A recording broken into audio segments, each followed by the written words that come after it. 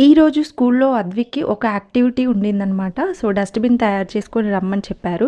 So, తయారు చేసుకోవడమే కాకుండా పిల్లలకి దానివల్ల యూజ్ ఏంటి, ఎలా యూజ్ చేయాలి అని డీటెయిల్స్ కూడా చెప్పమని చెప్పారు.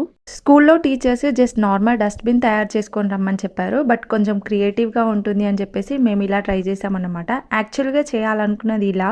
బట్ రౌండ్‌గా మా దగ్గర ఏ బాక్స్ లేకుంటే ఇలా వెజిటబుల్ చాపర్ బాక్స్ తీసుకొని ఇలా ట్రై చేశాము.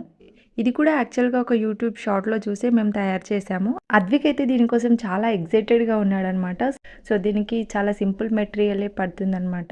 ఈ డస్ట్‌బిన్ తయారు చేయడానికి ఒక కాటన్ బాక్స్, దారం రీల్, గ్లూ ఉండాలి.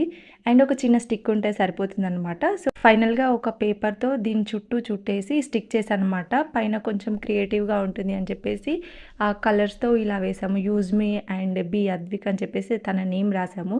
సో, ఇది ఎలా ఉందో మాకు కామెంట్ సెక్షన్‌లో చెప్పండి. Thank you. Bye bye.